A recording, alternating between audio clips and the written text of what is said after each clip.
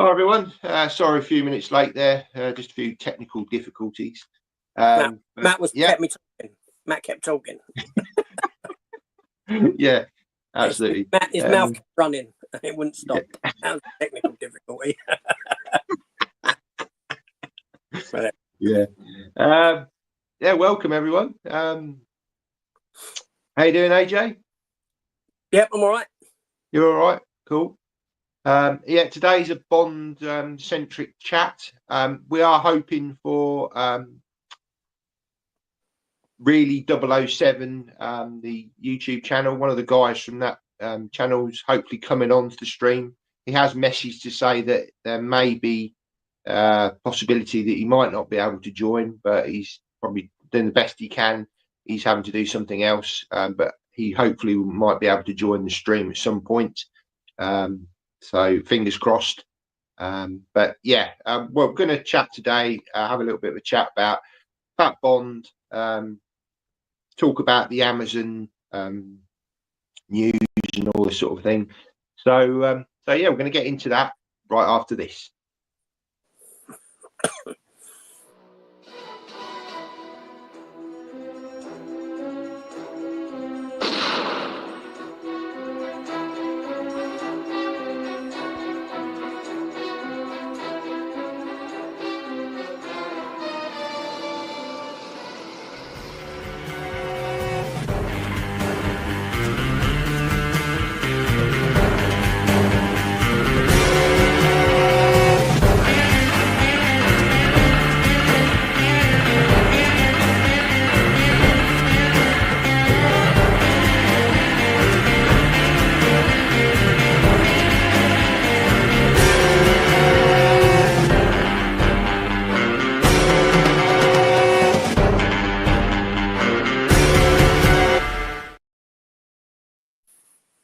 Welcome back. Right. Well, I'm a bit gutted. There's no footage of me driving a car there. That was all about you. That was all about selfish. Very selfish opening that. Oh. Well, I must say, did you say that? I didn't realise this was a Bond. I thought you said it was a band. A band? Yeah, like Charles Band, Half Moon Entertainment. That's what I came in for. Oh, okay. I thought I didn't realise it was Bond. Oh, I have to wing it now. Yeah. Oh, dear. I have to wing it as well. As we always do. Yeah, I don't know. As we always do. Just trying to change the setting on this. Oh, that's worse. I can see myself bigger. Yeah. Hugely bigger. It was big then. Whatever you've done, it enlarged. It's the same for me at this end. It looks exactly the same as it usually does. Yeah. No difference. I think it's when you're running it, it looks a bit smaller. Anyway. Yeah. Got somebody. Oh no, we got a comment there. Oh, we got a couple of comments. So we got Macalevi. Morning, guys. Long time watcher, big Bond fan. Really looking forward to this one. Yeah, thanks very much. Yes. We've got Stephen. Hi, Stephen. Hi, Stephen. How you doing? How you doing? And we've also got Roger. Hi, Roger. Hi, Rog. Hope you're well. A big Bond fan. So yeah, we're back about Bond, and Matt's more into Bond than me. Yeah, I've always been a big Bond fan. Pretty much grew up with Roger Moore as my Bond. I'd say probably similar for you, really. What, Roger Moore? No. Yeah. Don't put Roger Moore in my mouth. No. What? No, he was all right. No, but you grew up with him. I grew up during the Bond era. I remember you're a little bit older than me. So Roger Moore was obviously into his tenure as Bond when I came along, shall we say. When did Roger Moore start? This is where you're going to have to fill in the gaps because I'm not great. I'm not going to pretend. 1972. See, I wasn't even born. That was the year I was born. All right, so I was born in 76. So he was into his tenure by a couple of films probably, and then it would have been years before I even, I remember going to cinema to see some of his latter Bond films. I think maybe from Octopussy. was very possibly the first one I ever saw at the cinema. I went to see. View to a Kill, most definitely, and obviously then we went into Timothy Dalton, which stands as my James Bond. My favourite. James Bond. Yeah. You know, only 2 films under his belt, but you know, 2 decent films. Absolutely. So you could say he had a 100% success rate. The character. Yeah. 2 decent films with good performances. Yeah, I think. Unfortunately, there was a lot of wranglings after License to Kill, and it got caught up. Well, we've got really 007 has joined us, Tom. So we're just going to introduce him. Good Hi, morning. Tom. Morning. Thank you ever so much for joining. I know you said, you might not be able to join, but do appreciate you joining. Thank you. No, great to be here. How are you doing, guys? Nice to meet you, Tom. Thank you. Yeah, nice to meet you. Just to introduce you to the audience, could you just tell the audience a little bit about the YouTube channel and your sort of fan? Is a fan club that you run? No, it's not a fan club. It's a podcast called Really 007, which is it's just James Bond, nothing else. And we started in lockdown in 2020, just as a bit of fun. With I think there's 2 of my brothers and 3 mates. And we're just taking it from there. Really, it's sort of exploded quite a lot. And then we did start doing YouTube videos. We've done quite a few interviews with cast and crew members. And we're just here to celebrate Bond. And now there may be some excitement that we're going to get a film sooner rather than later, hopefully. Yes, it's big news just recently that obviously that Amazon have taken creative control. I mean,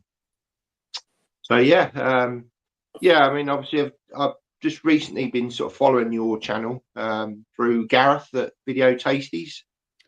Yes, I've heard of him. I've not yet to meet him yet, but No, he kind of introduced me to your channel, and you've got some fantastic interviews on there that I've watched.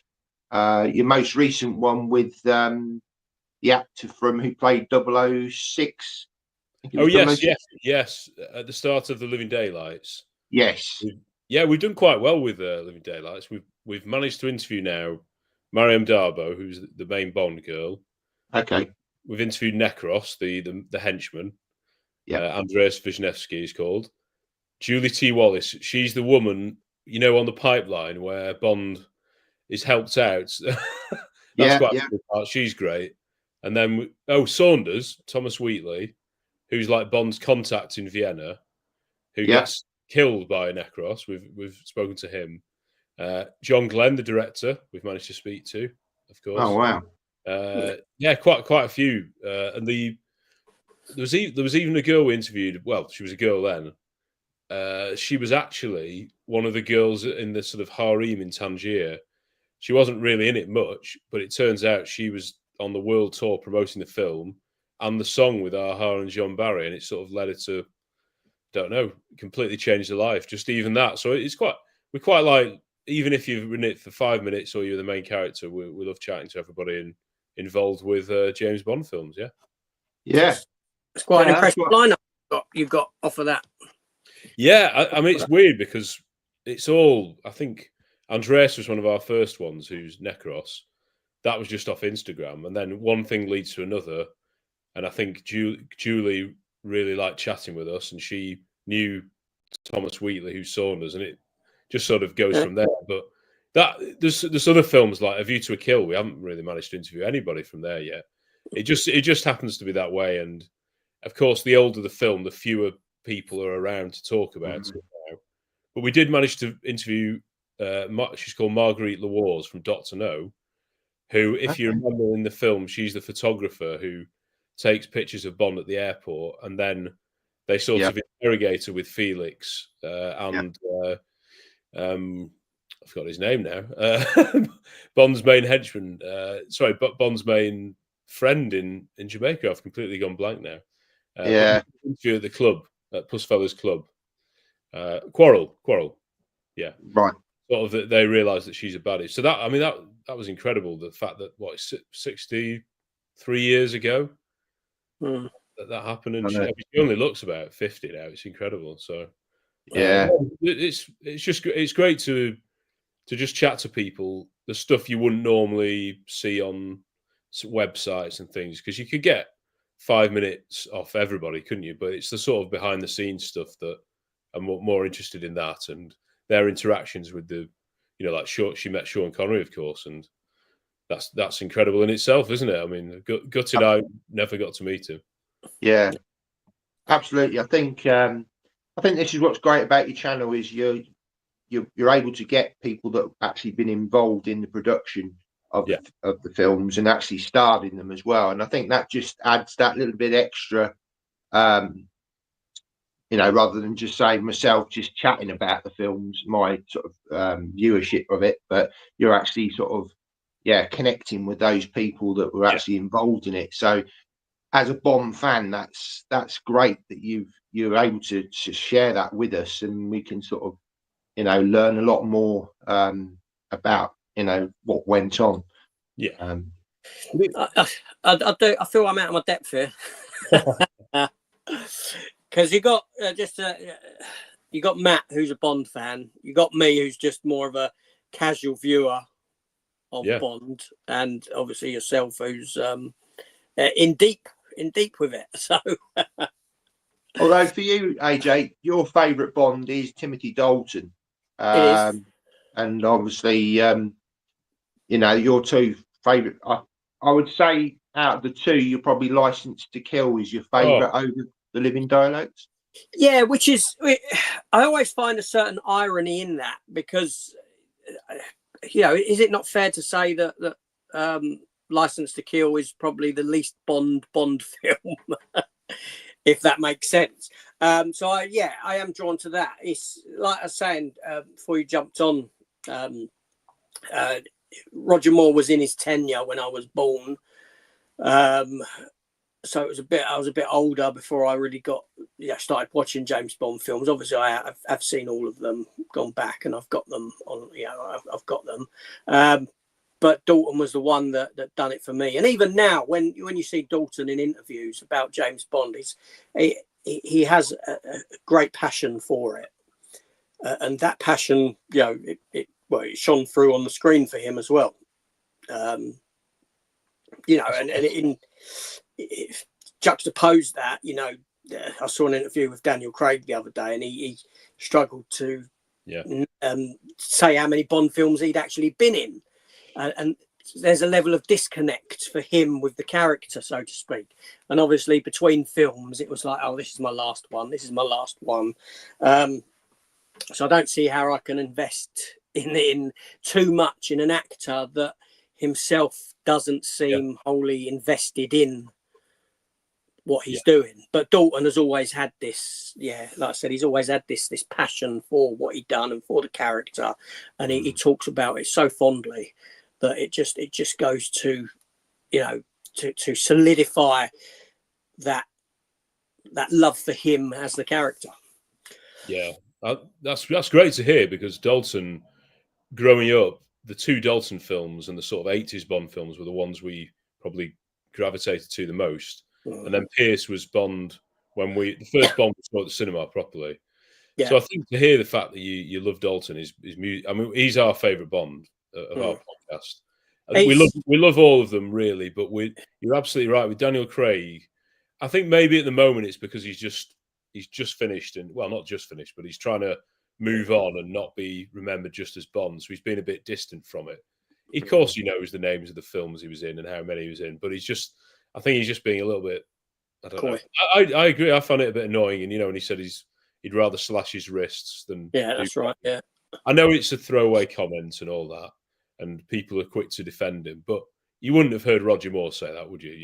You wouldn't. No. The character. Pierce didn't say anything like that. So I think the level of respect, but then of course you go back to Sean, and I think the level of fame and intrusion on his personal life that was really affecting him by the time he sort of ended it.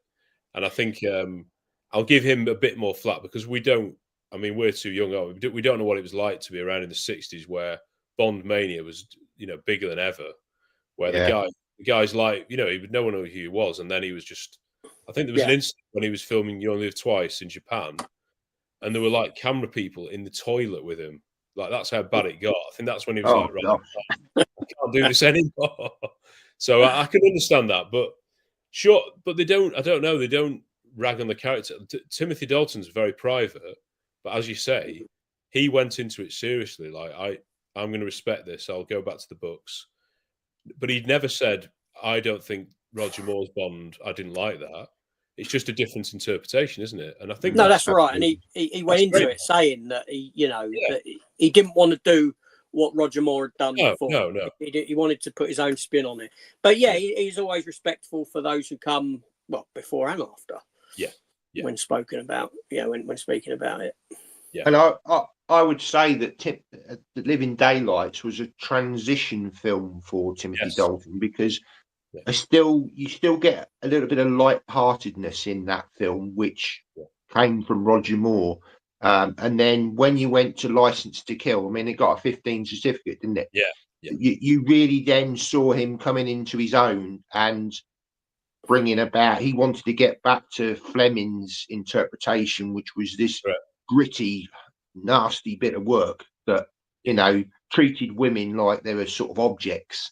Male chauvinist, very much, of that time, which I'm not saying Dalton did that, but he brought that sort of harder edge to it, which almost set the benchmark from which I think Craig then sort of he used that to sort of give you that came out very much in Casino Royale, that almost sort of grittiness. And I mean, that's quite a violent film, Casino Royale. There's some really violent scenes in that film.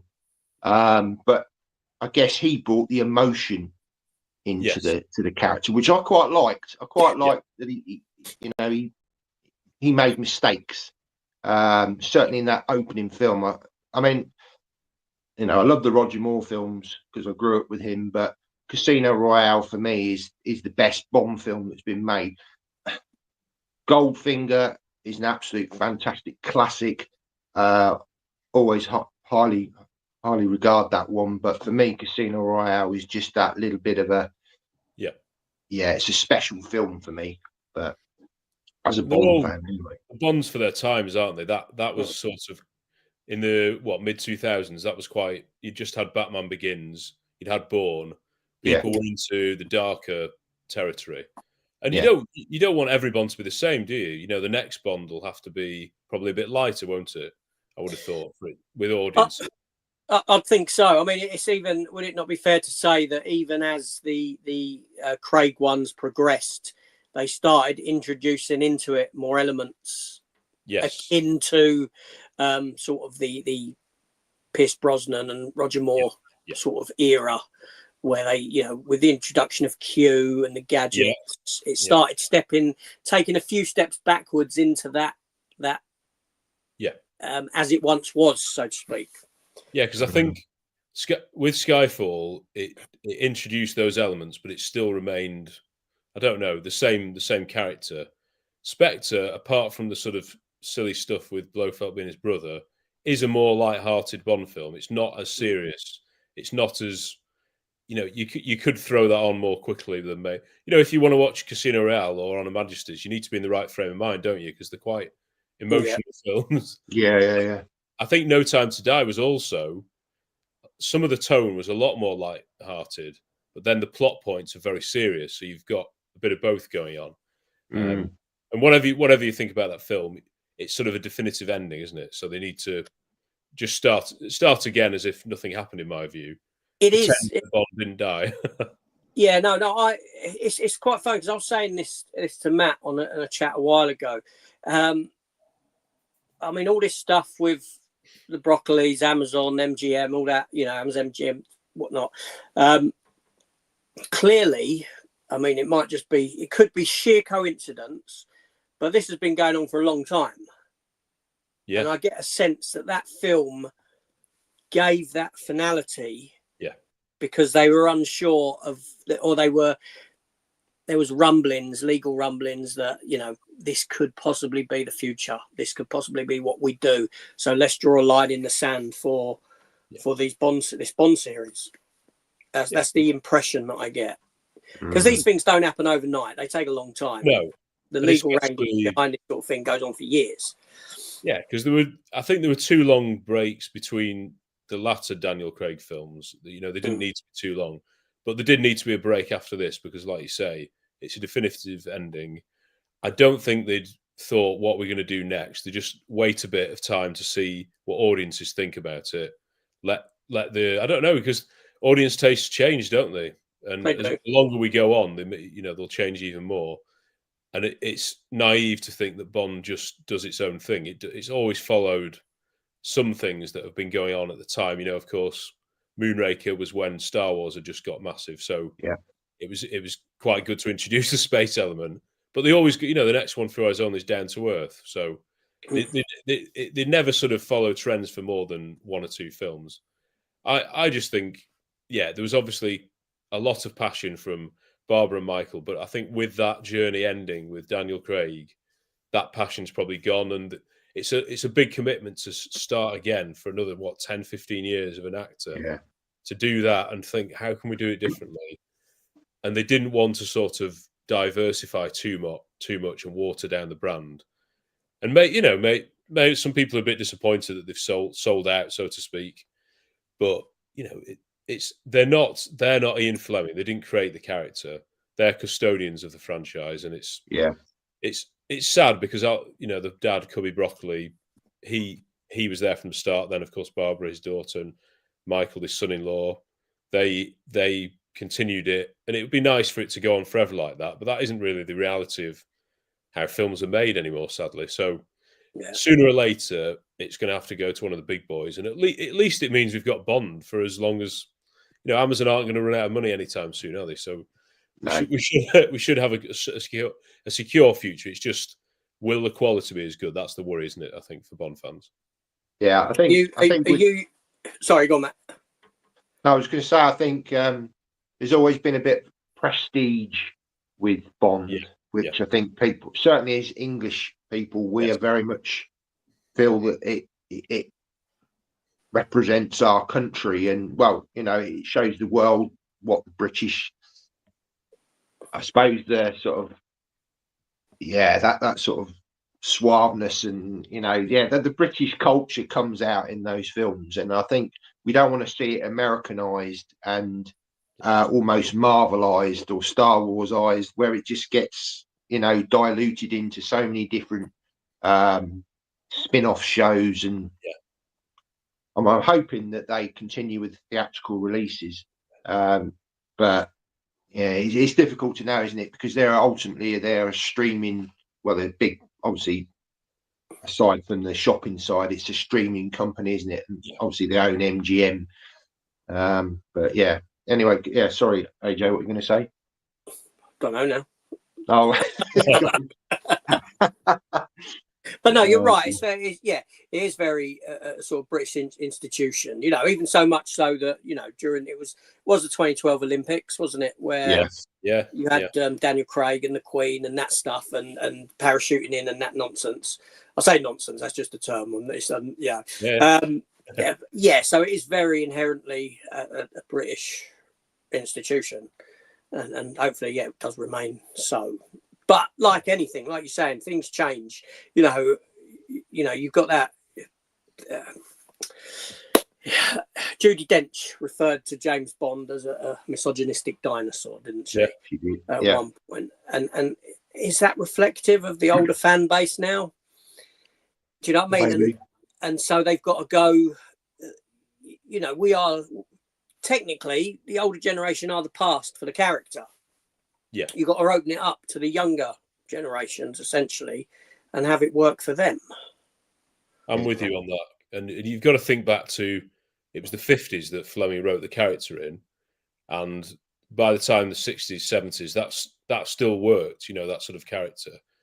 But it because the films have now gone on infinitely longer than the span of the novels, it's become its own creation.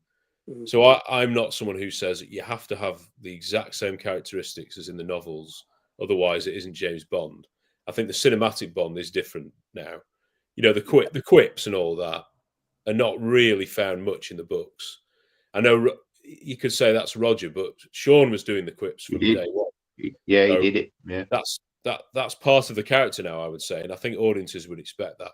But you're absolutely right. You don't want him to be too brutal, yet we don't want him to be like every other character either. There's got to be some stuff that only Bond would do.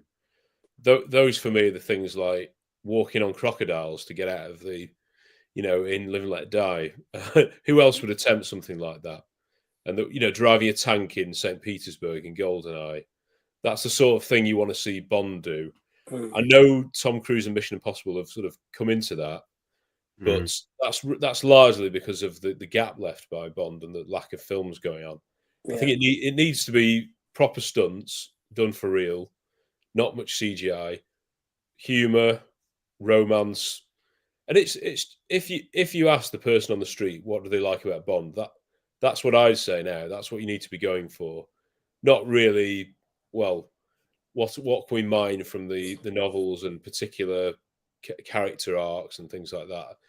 But you're right. And Daniel Craig, of course, his Bonds are more adults, particularly the first two. And even though they were very successful at box office, I don't know how many kids are growing up, thinking of Bond. Oh, I want to play Bond in the garden, and with toy guns and all that. That sort of era have gone, doesn't it? So I'd love to get back to that, and I think if Amazon should be able to do that quite well, because they should get more toys involved and collectibles, things like that. It doesn't have to be spin-off. I think they spent, what is it, nearly 10 billion altogether. They're going to want theatrical releases to get some money.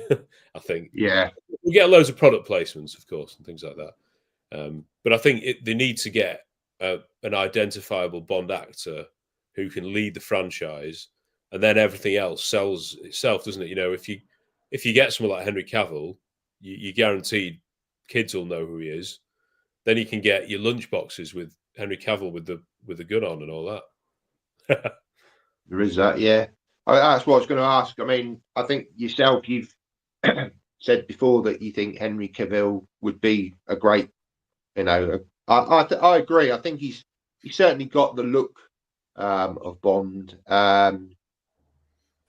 But yourself, AJ, you're not keen on Henry, are you at all? I'm not. Yeah, I don't particularly like Henry Cavill in most things, to be honest. I mean, it's.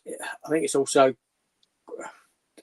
quite fair to say that he's not had massive hits in the way of although he's been in stuff, nothing's been overly big for him. The Bond has always. They've always casted, and this may go different now than that could support the Henry Cavill casting, but under the Broccolis and that they would never have cast Henry Cavill because he's a known actor, and Bond always relies on a relatively unknown actor, an unknown commodity, because then you can see the character. You don't see the actor, you see the character. Sean Connery was unknown. Lazenby, completely unknown. Moore was only really known for The Saint on TV. Dalton was primarily theatrical actor. Pierce Brosnan was only really known for TV and Remington Steele. Daniel Craig only had bit parts in movies. And then you've got, you go to Henry Cavill, who's headlined Superman. Yeah. And that's the primary problem, and that's the same goes for the character of Superman.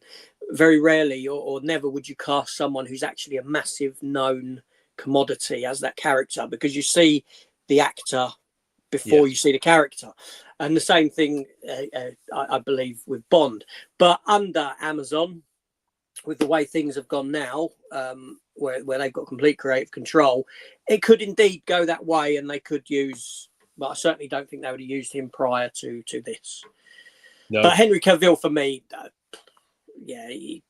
I mean, he looks, you know, yeah, he looks it. But you know, me, I would rather have Aaron Taylor Johnson, honestly, in the role. But then he has headlined some. Well, no, he's quite well known now, but he ain't really headlined a massive franchise or that, so he could possibly get away with it. He's tipping the line for me, whether he could get away with it or not. I mean, I ran a poll on my channel, and I've given four names. Currently sitting, Henry Cavill is at 42%, Richard Madden at 25%, Aaron Taylor Johnson at 25%, and Theo James at 8%. He could be interesting, Theo James, because again, he's kind of an actor that I wouldn't say he's that well known. Richard Madden, a little bit more so, but either of those two could potentially, I would say, if Barbara Broccoli was in charge, those two guys could be in with a real chance. But like I say, with Amazon now taking control, they may want to go down the well-known, you know, sort of identifiable person that they can mold and, you know, create this brand, as it were. Because that's one thing again with Bond. It is a brand that, you know, it's. And are you aware of the Bond Experience? The guy who runs that. Have you ever interviewed him? Yeah, he's been on a couple of our episodes. I've met David a few times. Yeah, seems a really nice guy, and he very much sort of shows all the merchandise, all the clothing, and it's very, very prestige. And again, it's sort of appealing to sort of people of, you know, AJ and myself's age group, sort of the 50 plus, but probably got more disposable income 50 now. plus. Well, I am anyway. Not you, not yet. You're nearly there, but but yeah, you know, I agree. It's playing an adult playground, whereas from what you're saying, you think that Amazon may want to sort of get back to the sort of the children's side of things, I'm not saying teenagers, but young kids, and getting their sort of lunch boxes and all this kind of thing. I guess from my point of view, I still quite like the prestige behind it, and seeing it go down that route. I don't want to see that, but I guess, like you say, it's got to be for a different generation, because you know we're not going to be around forever, and you know there's going to be, they've invested a lot of money in this, so it's going to have to appeal to future generations. Yeah, it depends how you market it, don't you? Like when Pierce was Bond, you had the video games, didn't you, to tie in? Yeah, but the films weren't for kids. You know, it doesn't mean you have to do kids' films. It's just when you're a kid of a certain age, when you get into like 10, 12, you want to watch more adult films anyway, don't you? So you can still have that, but it's the tie-ins, you know, like the toy cars. They don't take away from the films themselves or the storylines, do they, really? They're just things to collect. Yeah. And you can still have him in these amazing Tom Ford suits or whatever you want, and they have the prestige element to it. I think it's how you tie it in, and I think surely Amazon should be able to get that kind of clout, and it's tying all the marketing in, and you know you'd want your lead actor to be a bit more prevalent, maybe doing a bit of advert, you know, the odd advert as Bond, like they used to, appearing on the odd more chat shows and things, not just when there's a film to promote. You know, Daniel Craig, to be fair, he did do a bit of that. You know, he was on Comic Relief, wasn't he, a few times, and appearing as Bond. And it's something that if you take on the role, you're an ambassador. You know, it's all encompassing, isn't it? I know each actor gets to do maybe one film in between each Bond film, one or two films, if there's time. But there's certain things in the contract usually, like you can't be wearing a dinner jacket, for instance, because there's a contract with some firm, or we don't want you to be associated with a dinner jacket other than when you're James Bond. So there's certain things like that. But like that, I mean, Henry Cavill will know all about that already, that kind of thing. He'd be very good at that side of things. It's just you're absolutely right when you said, AJ, about the actor. It's more what direction are we going with the character, and then what actor fits that. Whereas I think Henry Cavill would be cast first, and then they'd think because, Yeah. because I think he's not the most sort of intense or distinctive actor. You know, he's not the greatest actor in the world, but that might mean that you can do different styles with him. You know, Yeah, you yeah, can yeah. do types of films with him. Because what I personally don't want is, right, we're going to do 3 or 4 films and they're all going to be on this journey and they're all this style. I'd rather it go back to, yeah, maybe 1 or 2 of them are similar in terms of characters and Bond girls could overlap. But I want each one to be its own adventure where you can throw it on. You don't need to know the backstories like it used to be. There could be the odd nuggets for fans, and perhaps that's where the spin-offs could tie in. So, Yeah, you don't want a yeah. heavy continuity between. No, the continuity. You know, you could have like sometimes there's a pre-title sequence. Yeah, You could have, well, how did we get to that stage? So you could show Bond and one of the 00 agents infiltrating somewhere. That could be like a 3-4 part series. I don't know. That could be one thing to do. Or Felix, if Felix is in one of the films, do a mini series about that, which doesn't take away from the brand. It's still stuff that people will be interested in. But you've got to get the main films because let's be honest, for £10 billion, they're not going to just start. I don't think they're going to start with like a Moneypenny series, are they? Because you've got to build your brand up. You've got to announce a Bond, I think. And then if people love that, of course they'll start being interested in spin-offs and things. Yeah. It'll be interesting to see what they do. Yeah, I was going to ask you sort of because that was, I mean, it was reported by the Sun, so you take it with a pinch of salt. But yeah, obviously, Florence Pugh's name was bounced around that there could be this Miss Moneypenny spin-off, and as long as it's done right and it's done well, I can see it be a good addition to the. But ultimately, it's got to be about theatrical releases because all the way through Bond premieres always been an event, haven't they? And I think fans crave those events, the build up to it. Obviously, we're all waiting for the announcement for Bond. I mean, it was rumoured that there could be an announcement at the Oscars because they did some sort of tribute to Barbara and Michael G. Wilson. But, apparently it was all a bit, I didn't see it, but it was a bit underwhelming from what I've heard. I've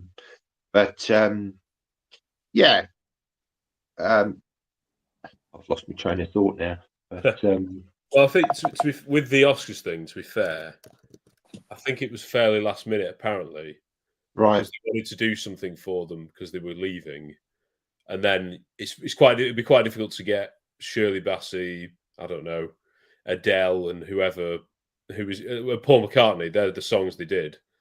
It'd be quite difficult to get them all together at last minute. Yeah. So, I mean but again, I think the people like us would be like, oh, this isn't very good, and I much prefer the originals. But those 3 artists, for the younger generation, they might have been like, oh, well, I quite like that song. What's this about? And then look into it. Yeah. So it's like that. They did that 007 Road to a Million, which most Bond fans just didn't even bother watching. Like, I don't agree with this. But then other people who are casual fans and who aren't Bond fans, well, I like a series where you go around the world doing adventures, puzzles, looking for clues, and you don't have to know anything about Bond in that series. You can just enjoy it as a normal series. So, and if you don't like it, you don't need to watch it, do you? As long as there's Bond films being made like before, everything else is a bonus. So I don't see. I just want to have a more positive outlook at the moment because we don't. Yes, it might be terrible, but we don't know that yet, do we? And we've just got to take each thing. And if you like with the Star Wars stuff, if the films were good in the trilogy, then which I didn't think they were that good, the new one, the spin-offs don't matter, do they? You can take them or leave them. I think it's the main thing isn't as good. And yes, they did get some of the stuff right. The Mandalorian, I think most people think is a good addition to the Star Wars thing. But because Star Wars is different though. There's far more characters, far more things you can do with it than Bond.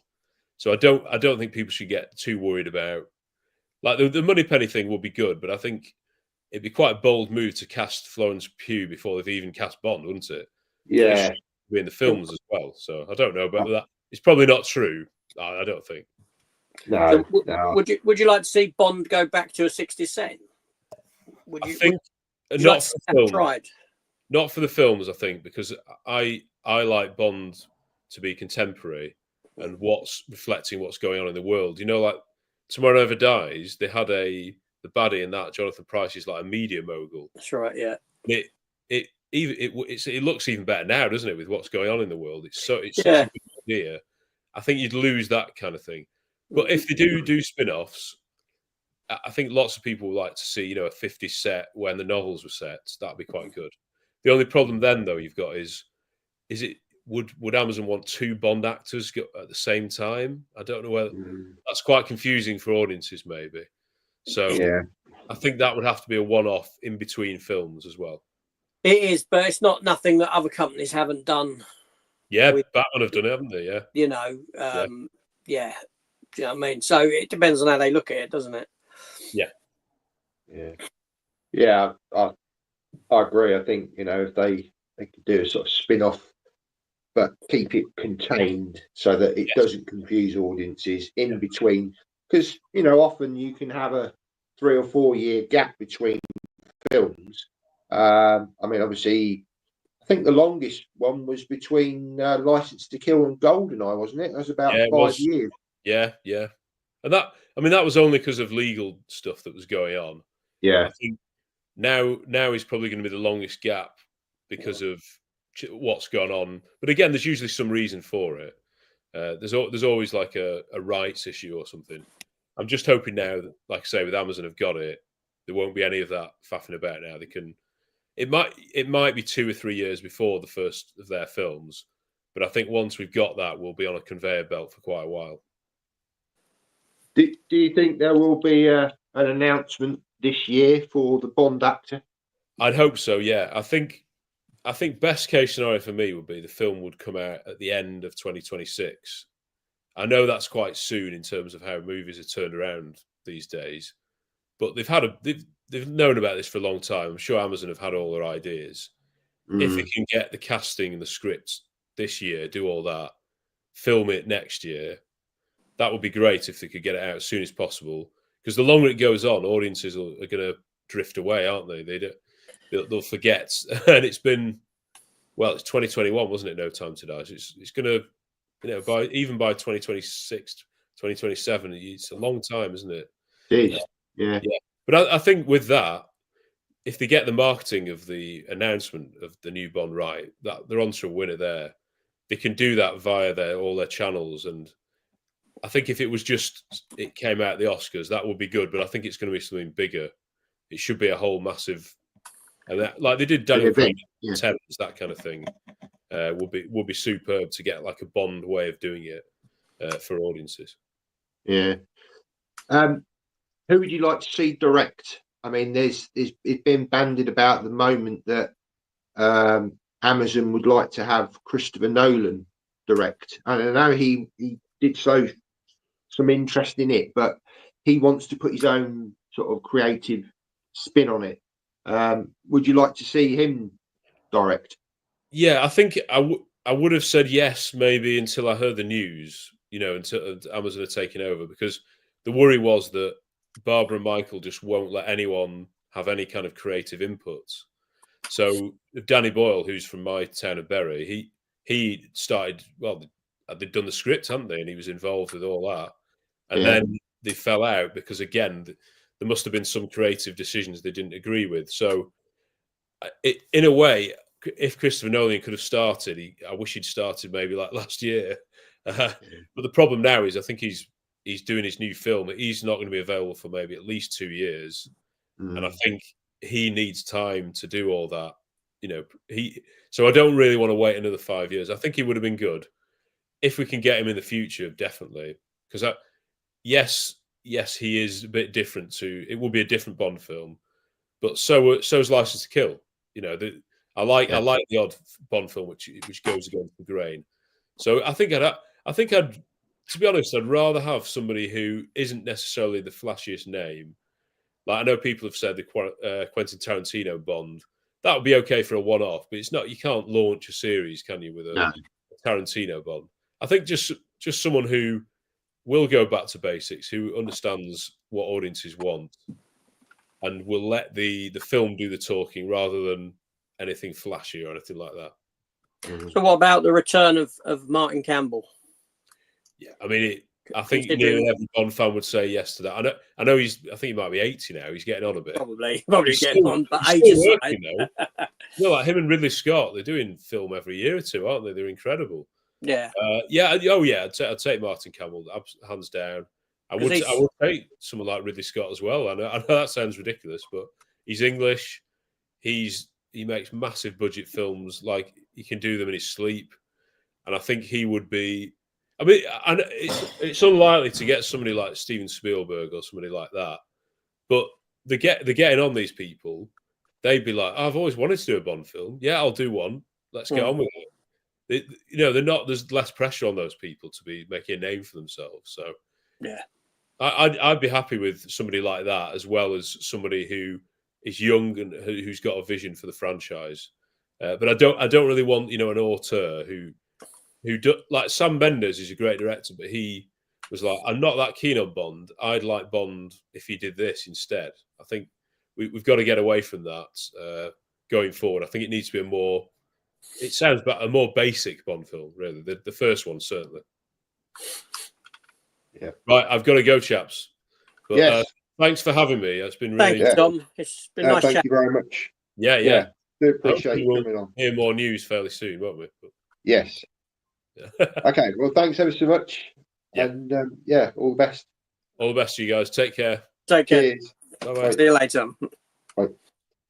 I'm just going to adjust from it, AJ. Oh.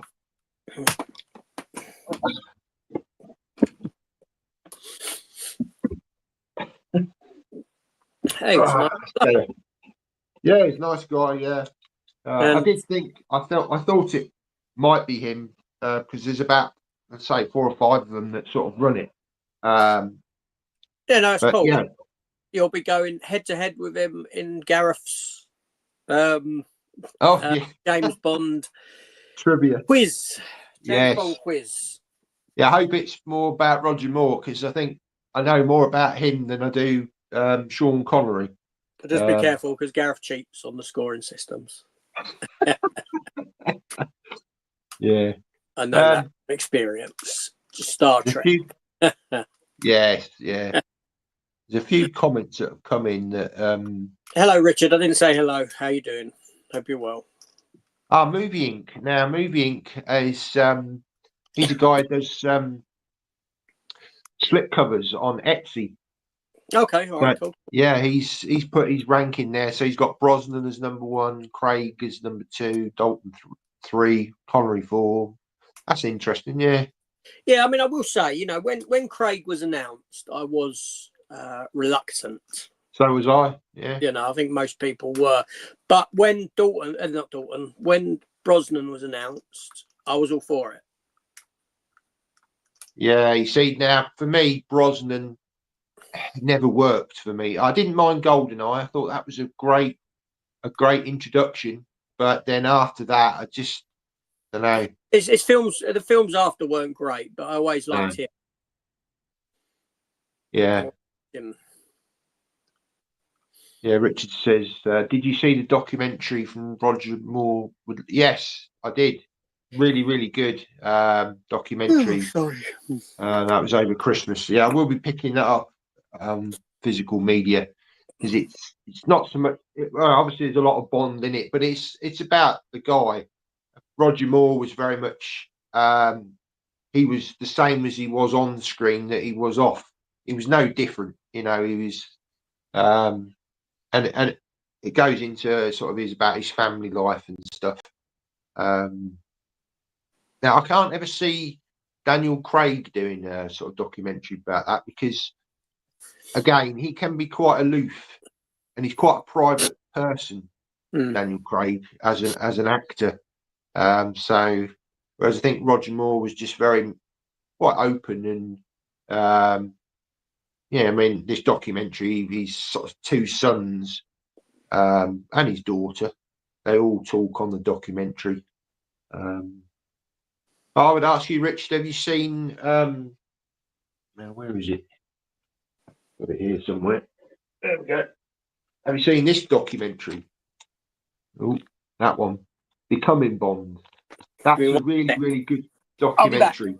Yeah, all about the life of George Lazenby, and he's done in a sort of docudrama kind of documentary where they're interviewing George Lazenby, but it's also sort of dramatized as well. But it's a fascinating documentary.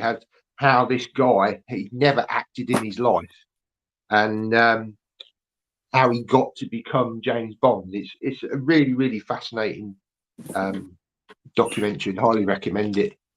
I picked this up really cheap, to be honest, only a couple of quid, but I think it's available on Amazon as well if you've got Amazon Prime. But it's made me appreciate the guy, and he actually was offered a deal for, I think, 6 pictures, and at the time it was like $1 million, which back then was a lot of money. I mean, still a fair bit of money now, but he turned it down.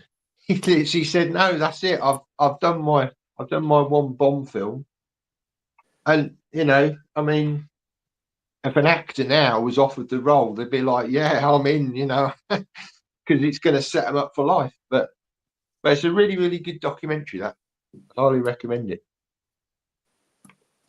Roger says, "I don't think Amazon will make a bad Bond film. I think it would be really good because they would have to make it good. Yes, it would be different, and I want a good story." Yeah, and I think that's the thing about Bond is it does change as time goes on. New actors bring something new to it. We don't want another Daniel Craig, but I don't know whether we want to go back to the sort of tongue-in-cheek that Roger Moore brought, because I'm not sure audience really want that anymore.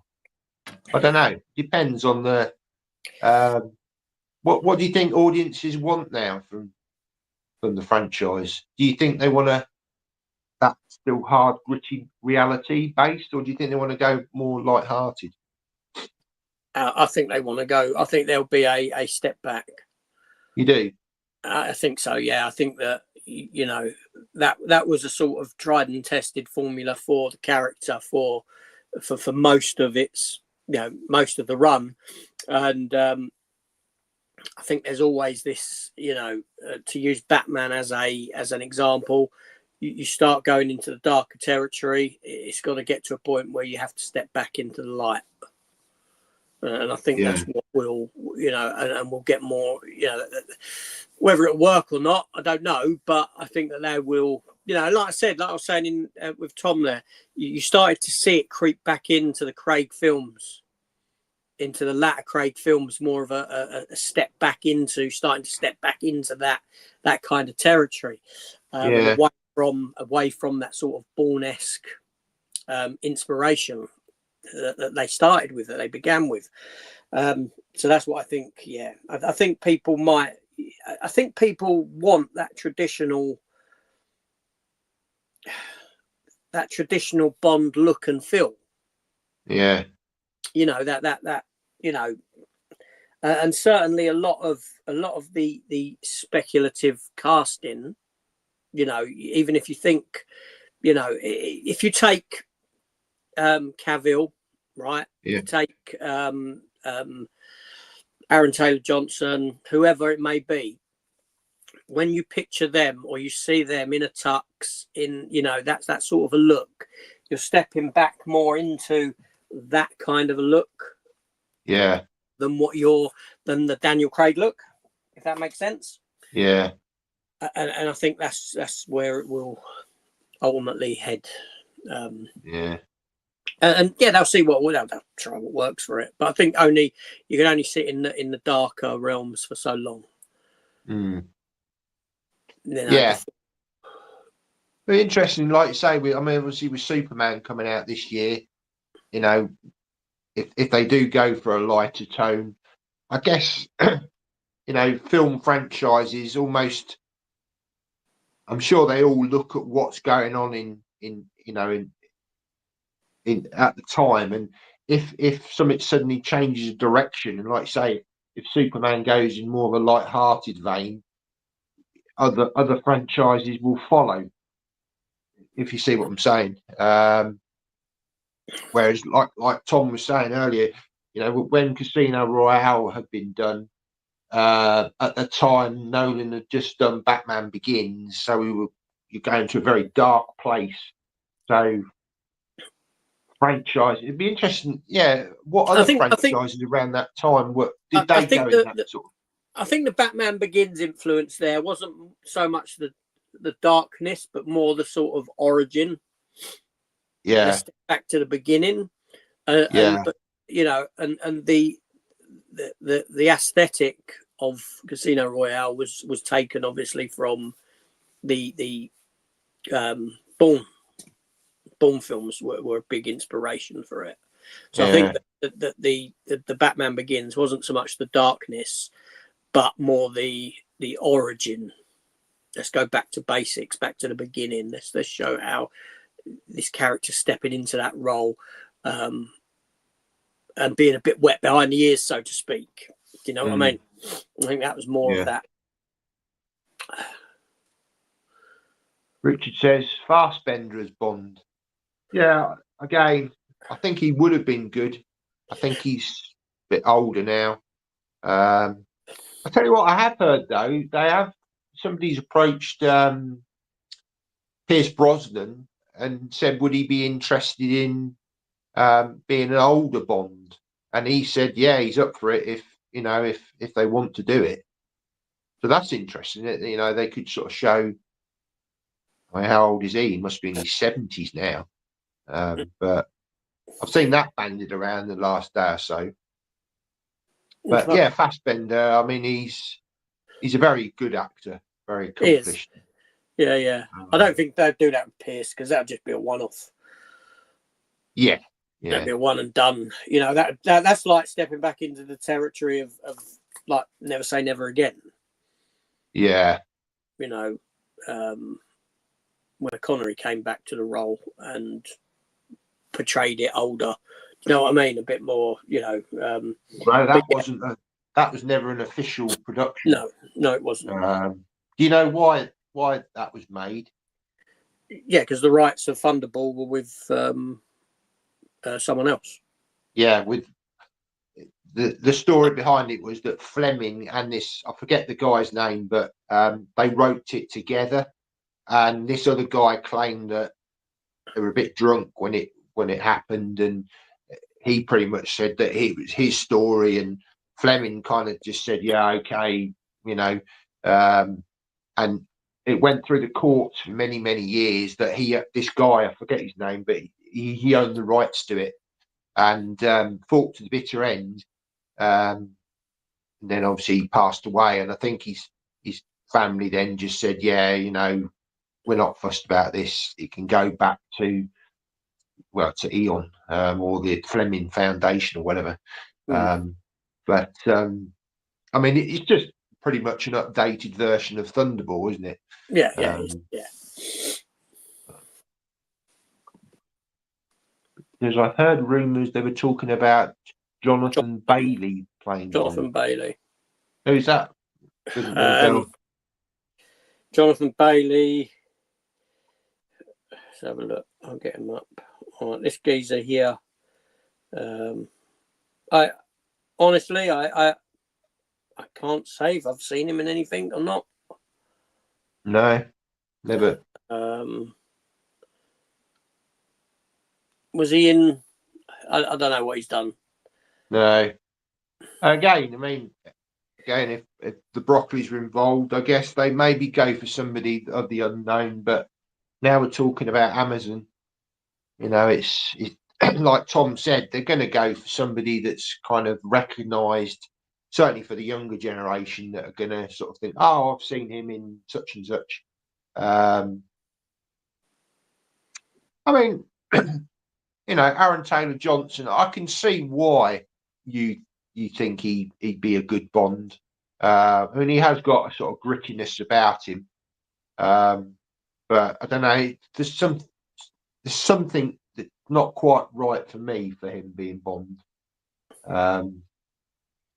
Cavill, he's got the look, but like you say, he's not the best actor in the world. He can be a bit wooden. He is very.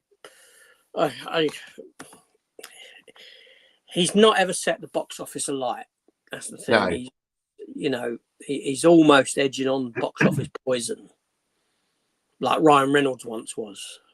Like anything that they do that comes out film wise, it just doesn't. It doesn't perform. Doesn't do anything. So he clearly hasn't got a mass draw. No. People aren't going to see a film because of him. Superman and Batman vs Superman aside,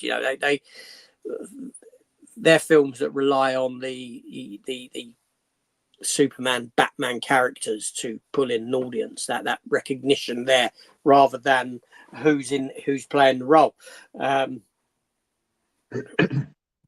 But Cavill, even after that, after he's been recognizable as Superman, his films he hasn't had a hit. No. And that's the issue. Mind you could say the same for Aaron Taylor Johnson. Has he had a hit either? He's been in a lot of. No, he hasn't. This is the thing. But what it is that Thingy's had more of the exposure. Yeah. Cavill's had more. More people will know Henry Cavill than what they would Aaron Taylor Johnson. Yeah. Aaron Taylor Johnson. That's what I'm saying. Where Aaron Taylor Johnson hasn't stepped across this line of heading a franchise. Headline. I know he done Kick-Ass, but he was very young. He was a young boy when he done that essentially. Very man. Craven, no one saw anyway. He hasn't had, he hasn't had. I mean, Kick-Ass done well. That did do well. I won't say it didn't. It did for a sort of R-rated superhero film. But you see what I'm saying? Whereas Henry Cavill has got Superman behind him, this character that's big and recognizable the world over, and on the back of that, his films are still mediocre. Yeah, he doesn't. He's not. I think the same happened with Christopher Reeve as well, as Superman. Yeah, and yeah, but you'd expect more from Henry Cavill, I think. Yeah, I mean, I've not actually seen The Men from U.N.C.L.E., but apparently he's supposed to be quite good in that. That's a film I switched off. You switched it off? Yeah, I couldn't get into it at all. Need to check that out at some point. Or Argyle. I've not seen Argyle. No interest in it. No, is that one where he's got that square haircut or whatever it is? I think so. I think it's a Guy Ritchie film. And Bryce Dallas Howard is in it. I think. Okay. That's what I in my mind. That's what it is. And he's a spy in that, but he's a fictional character or something. Yeah. Andy Berry says Brosnan will be back as Bond. His action chops are being tested in that new film with Tom Hardy, Mobland. I think Brosnan may save the IP from death. Possibly. Like you say, it could be a one-off. Or maybe they could do like a little mini series with him in, the older years of Bond. I don't know. Time will tell, won't it? Yep. Yeah, he was in Wicked. Oh, okay, he's in Not Coming Jurassic Park. Okay. I did look. Yeah, I saw him associated with Wicked. I've not seen Wicked. The stage show was enough. Bailey, not badly. Yeah, predicted text. Rondi, he says, what does everyone think of Chris Hemsworth? Trouble is, he's been in so many things, isn't he, Chris Hemsworth now? Again, similar to Cavill, I don't know, it's oversaturation, I think, with him. He's just in so many things now. You know, I think the same thing applies to him as well. Really, you know, outside of Thor, yeah, I like Chris Hemsworth. Don't get me wrong. Yeah. I like when he's in something. I think he's, you know, he's watchable. He's enjoyable, but audiences haven't gravitated towards him outside of the character of Thor. No. That's the issue. That's part of the issue. So you're going for an actor who's somewhat established, but not particularly has been loved by. Do you know what I mean? So you need to. That's why I'm saying you go for a less established actor, someone who's, you know, that's what I'm saying. That's how they always used to cast. Yeah, someone yeah. Who hasn't had the chance of stardom, you know. They haven't, you know, and Henry Cavill has had that opportunity of stardom. Chris Hemsworth had that opportunity of stardom. Yeah. You go back, Craig, you know what, he had bit roles in like in Tomb Raider, in Layer Cake, you know. A lot of indie films, wasn't he? Yeah, Brosnan before that was, like I said, TV, Remington Steele, which he was great in. I like Remington Steele. Dalton, Thea, yeah, okay, he'd been in Flash Gordon, but he was primarily stage actor. Yeah. More, you know, I'd done a few film roles, but primarily he was known for TV's The Saint. Yeah, that's what I'm saying. So there's always this, you know, these are not actors that had and Connery was made into a star because of Bond. Yeah.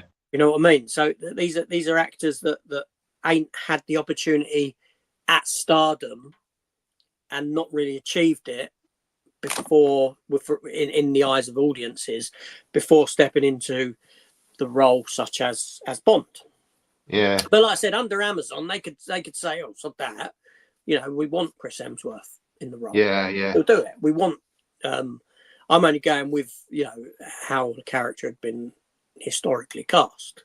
Yeah. Like I said, the same Superman, you've always gone with a relatively an unknown actor because you need to see, you know, that's the thing. I don't want to see James Bond. I don't want to see, you know, I wouldn't want Chris Hemsworth cast, as much as I like the guy. I think he's a really nice guy in interviews and all that. I think he's great.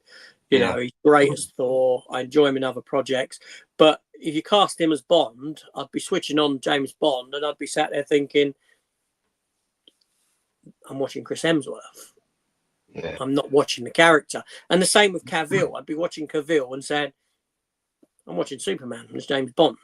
Yeah. You know what I mean? And that's, yeah. But like I said, Amazon could throw that out the window and say, we don't give a toss about that. We'll do that. You know, that's what audiences want. They want Cavill. Let's give them Cavill. Let's offer it to him. I mean, equally give Amazon the benefit of the doubt. I mean, I know you watch the Reacher show, don't you? It's not something I've watched, but from what you guys have said, that Tom Cruise obviously played it in the films, but fans weren't happy because he wasn't the build that he was portrayed in the books. Whereas the actor that they've got now is that kind of model, and that's been very successful, hasn't it? It has, yeah. Now I didn't mind Tom Cruise in the role as Jack Reacher. I quite enjoyed the very first film. I thought it was pretty good. I hadn't read the books, so I haven't got that. You know, I could only go on what other people are saying. You know, or in the book. No, I don't really care because I haven't read the book, so I've got no connection to it. Yeah. When they done the second Reacher film, I watched that. I went to cinema to see that one, and I was completely disappointed. And I actually came out to cinema. Me and the wife went to see it, and I said to her, "Yeah, that's not a very good film." I said to her, "You know what? This series, this character is clearly would be better suited to TV. Yeah, because you haven't got these over elaborate action set pieces that you've known Tom Cruise for, and this sort of a thing." So, you know, and now watching the Reacher TV show, that's Jack Reacher. That character, that there is Jack Reacher to me, not Tom Cruise. So, and I could see what even though I haven't read the books, I can see what people were alluding to. But Amazon have done a great job with, that's a very good show. But even though you've had the films before, the films weren't reflective of what the books were. Right. I mean, they weren't successful attempts at putting this property to screen. Yeah. Whereas James Bond has had success on the screen. Yeah. But I think the worry that I have as a fan is that, from what I'm getting, Amazon are good at doing good TV shows on their streaming site. Yeah. But have they really done anything theatrically? And Netflix, they're starting to get a few hits, aren't they? That are doing well theatrically. But Amazon very much, a lot of this. I mean, that Red One that they did, I know that had a small theatrical window, but it's. I haven't seen it, but you've said it's just a carbon copy of Marvel. It was a dreadful film.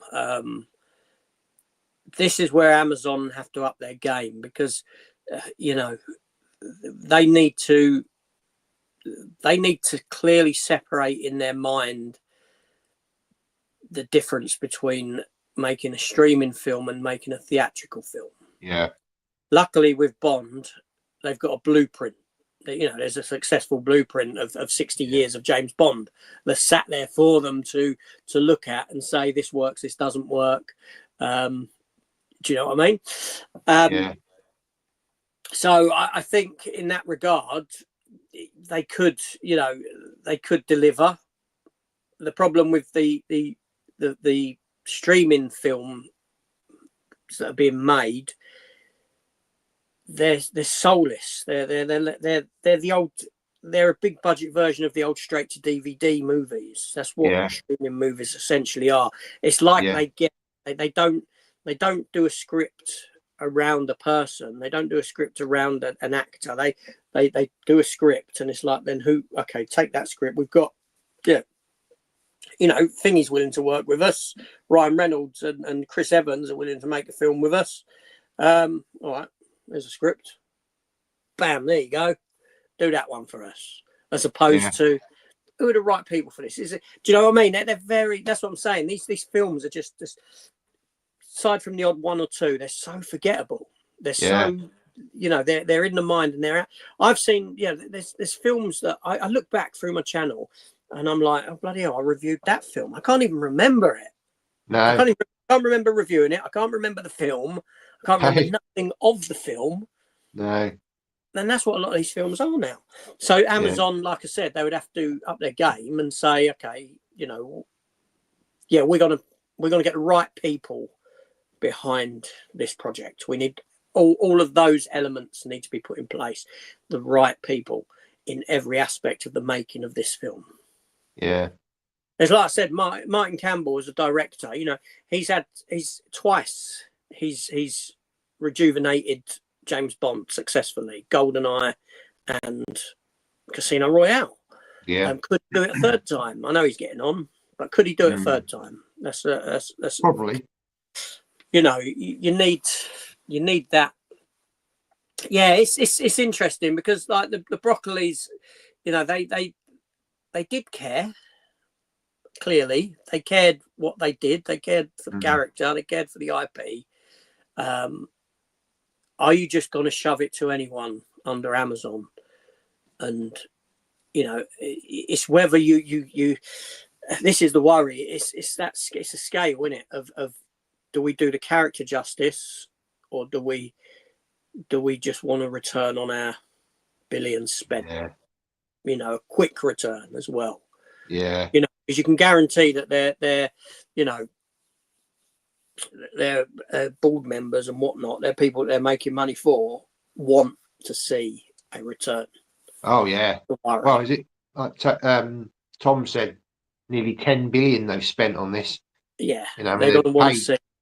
Paid Barbara and Michael G you know, 1 billion just to get You know, creative control. you've got to have people saying, you will have people saying, people who don't care, because at the end of the day, this is a business, and that's what everything comes down to now. Yeah, the bottom line. The art of filmmaking is not an art anymore. It's No. just a money making machine, right? And that's why you lose a lot of creativity and a lot of this stuff, because it's just, what can we get, what we can get. And you're going to have certain elements of Amazon people in there are going to be like, you know, what are you doing with this now? We've just spent this amount of money, we've just signed off spending this amount of money on this, to get these. What are you doing with it? What are your plans? What are you doing? We want to see something by this date. We want to see. It's not like, look, we've spent this money, right? We got to get this right. We have, take your time. No. That ain't going to be like that. I can't see it being like that. It's going to be, we want a return on that money now. That investment. That's right.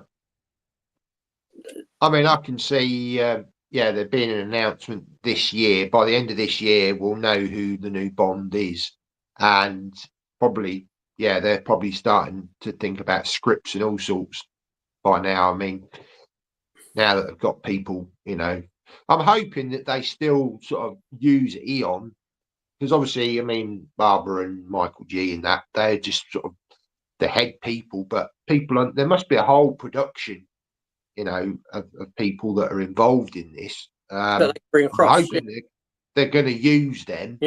And not just say, we're just going to use the people at MGM that we've got established, and over to you guys now. But yeah, I agree. I think it's something that's going to happen fairly quickly, because, like you say, they've spent a lot of money on this, and they want to start seeing some of that money coming back to them. Well, that's the thing, because you think about it. If that £10 billion that they've spent was in a bank account, it would be working for them. Oh yeah, absolutely. They'd be seeing a return on. They invested it in something like that. They'd be seeing a return. So they're going to want a return, because all the while that there's no return, essentially you're losing money. Yeah, and they've already been doing that since 2021. I think they bought MGM, and then I know we're only just into 2025, so 4 years have gone by. Ronnie D, he says, I think they'll probably end up going for relatively unknown and will cause a storm. Well, let's hope they do, but I'm not so sure whether Amazon will do that. Storm among fans. I think you get that with every casting. Yeah, because people have come accustomed to, like I said, Craig. When Craig was cast, everyone was like, "Oh, what? That blonde-haired fella." You know what I mean? And to be fair to Craig, some of his films were, Casino Royale was a great film. I enjoyed them all. Quantum of Solace is the weakest, but I've got no issue with them. So you're right, with Chris Hemsworth and Cavill, they're already known. Yeah, absolutely. Yeah, but that's not to say they won't do that. It's all different now. The chessboard pieces have moved. So just want of a better analogy. Playing on a different board under Amazon. Sparkstron, Alan Partridge would make a good Bond. Yeah. Oh dear. Richard, knowing me, knowing Bond. Aha. Very good. Says, I think you're right, Matt. Amazon, Netflix can throw money at it, and if it fails, it doesn't matter to them. Yeah. Well, to a point. And they, if it ain't making money, then they need to do something else, don't they? It's not just about making money, is it? It's about it is about making money, but you see it with Netflix and that. Clearly they make a TV show. TV show does well, gets gets viewership, but the minute it doesn't create new accounts, new subscribers, do away with it. So case in point, be something like Lost in Space, which is seasons felt far too short for the show. They did finish it. They did round it off, which was great. But you just see it. You get, and very rare have you got a show. They've done it with Stranger Things. I know that went on longer, but very rare do you get a show that lasts, has longevity, because once, it's got them clicks, got them subscriber numbers. It doesn't get subscriber numbers anymore. They don't give a toss for it. That money can be utilised elsewhere on something else that could hopefully get them new subscribers. And that's what it comes down to. And that's a horrid way of it really does sort of, as I say, why should I invest my time when clearly your investment in it is not what I want as an investment, what I don't want given to me. I don't want to know that this show's going to end in 3 years. I want it to go, 4 or 5 at least. Yeah. Where it feels like, well, hold on a minute, that's a short run, and yeah, I don't know. Thing is, they need to get away from this idea of getting a quick return on stuff, because some of the classic films that have been made, TV series, these things take time, but over time they build momentum, they build character, a fan base, and they make money like that, rather than just a quick, oh well, we've done a couple of seasons of this, and They do, we haven't got. But we're seeing it in cinema now. Things have, it's happening in front of us. It has to be a quick return on everything. Hence why your window of release to window of physical media is all based around getting a return as quick as possible on this project. So everyone's in that mindset. All the companies have stepped into that mindset. They're all running by with it, and in turn, like I've said, it's made films disposable. Theatrical films feel very disposable, and more so streaming films. Yeah. Oh, totally. They're like it's like streaming films are like eating a McDonald's. Yeah. You eat it, you enjoy it while you're eating it. Next day, you've forgotten about it. Yeah. You Next hour, you've forgotten about it. Sorry? Next hour, you've forgotten about it. Yeah, and that's what films have become. They're like fast food hits. Yeah. And every now and again, you get a good one, I mean, I was watching. I forget. I can't remember which channel it was. I was watching the channel the other day, and he showed the film Werewolves. We bought a 4K from Germany of Werewolves, which is a Frank Grillo film, and I was like, oh yeah, I watched that. I'm not sure if I reviewed it or not, but I watched that film not long ago. I watched that film, and I sat there and I was like, I can't remember it. I can't remember a single thing from that film. No. I remember watching it. I can't remember a single thing. No, that's bad, isn't it? It's just like, your consumption of it is just, So it'll be interesting. I'm hoping Amazon, that they do look at this and say, look, we've got this IP. We need to do right by it. But we'll see. Yeah. Sparks Tron, he says, thinks Fassbender would be a good Bond. He was watching him in Inglourious Bastards. Yeah, he's a very good actor. He's got a suaveness about him. But again, I don't know whether he's a bit too old now, but then again, I don't know. Maybe you want to go for somebody a bit older. Who knows? Possible, maybe. Oh, sorry, I'm still here. I'm just behind the camera. That's all right. It's just a talk. Ron D says, "What have people got planned to watch over the weekend?" Heard Gene Hackman autopsy news last night. Oh yeah, that was terrible, wasn't it? Have you heard the news about they've done the autopsies on Gene Hackman and his partner? What happened? No, go on. I know you sent that. I didn't read it. Yeah, well, basically, his partner, she got some sort of rare condition that she passed away, and he lived for another week but because he got advanced Alzheimer's, he didn't obviously know what was going on, and he passed away sort of a week after she did. Yeah, because they said that when they found her hands had mummified or something. Yeah. Some sort of rare condition that she'd got that had caused the death. Natural causes. But what a sad way to go. No, absolutely, yeah. But watching this weekend, although, I'm going out for something to eat later today. Me and the wife. Nothing special, just a harvester. Tomorrow, I'm at her daughter's. We're over there for Sunday dinner. So I don't know. I was going to watch the film Bad Girls, the Western with Drew Barrymore, and old film on DVD that I've got. I bought a while ago. I might watch that. I watched the latest episode of Reacher. Most definitely. I've got one more to catch up to where we're at. Other than that, I don't really know. I watched a shark film last night. Go on. It's called Shark Bait. Have you seen that one? Shark Bait. Okay. Amazon.